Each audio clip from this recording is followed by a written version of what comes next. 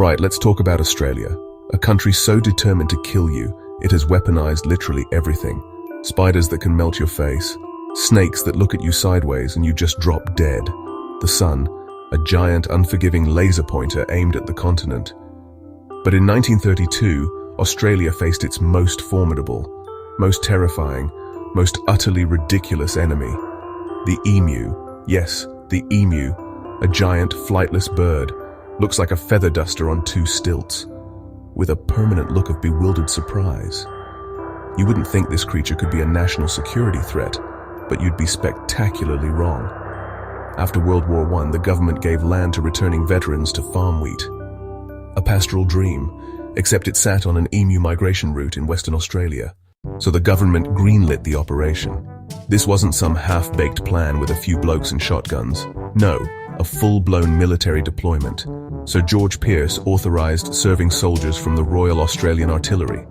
He sent in Major G.P.W. Meredith, a man who probably thought his career would peak.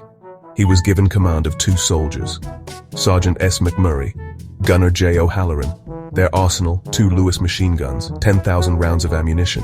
Yes, 10,000 bullets for birds. The plan on paper was devastatingly simple.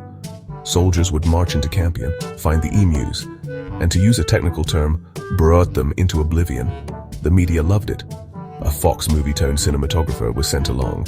It was framed as an action movie, a propaganda piece. Soldiers confident, farmers hopeful, emus blissfully eating free wheat. The first engagement took place on November 2nd. The soldiers spotted a flock of about 50 emus. This was it, the moment of truth. Set up the Lewis gun, took aim, opened fire. Bullets flew, the gun roared, and the emus scattered. They didn't fall as expected, broke into small groups, ran off in every direction, like trying to shoot confetti in a hurricane. After a burst of gunfire, maybe a dozen birds killed. The rest vanished into the bush, completely unharmed, and probably very confused. Undeterred, Major Meredith changed tactics. A few days later, they prepared an ambush near a dam. Over 1,000 emus had been spotted. This was the big one. They waited patiently for the birds to get within perfect range. The gunners opened fire again. For a glorious moment it seemed to work. But then one of the machine guns jammed after a handful of rounds. Meredith mounted a Lewis gun on a truck to chase the emus. The idea was to chase them down. It looked like a scene out of slapstick comedy. The truck bounced wildly over rough terrain, making it impossible to aim. The emus effortlessly outran the vehicle. No emus were killed in this particular battle. But the truck did crash into a farmer's fence. The birds were humiliating the army. Major Meredith developed a grudging respect for his foe. In his official report, he noted the emu's invulnerability to machine guns. He wrote, "If we had a military division with the bullet-carrying capacity of these birds, it would face any army in the world."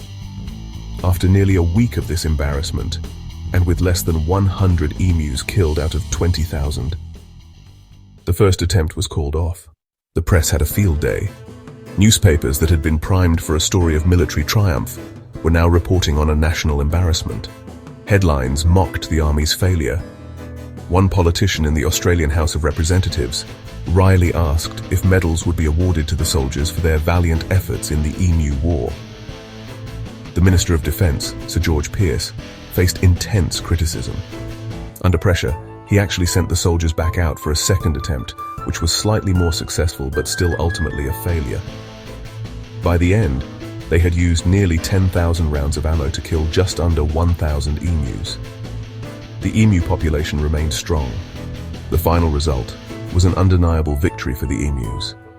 The Australian Army, a force forged in the crucible of World War I, had officially withdrawn from the field of battle, defeated by birds. The government, realizing that military intervention was both ineffective and incredibly embarrassing, turned to a much simpler solution: bounties. They offered money for emu carcasses, and over the next 6 months, killed over 57,000 emus. It turns out the most effective weapon against the emu menace wasn't a machine gun, but good old-fashioned capitalism. The problem was eventually solved, but not by the army. So why do we still talk about this today?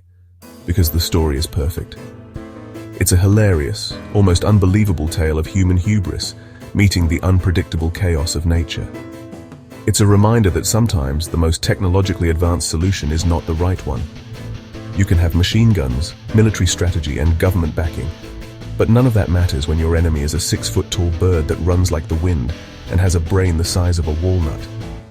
The Great Emu War has become a beloved piece of Australian folklore. It reminds us that no matter how powerful we think we are, the natural world will always find a way to surprise us. The emus didn't know they were at war, but they won anyway. And for that, they have earned their place in history as the undefeated, undisputed champions of interspecies conflict.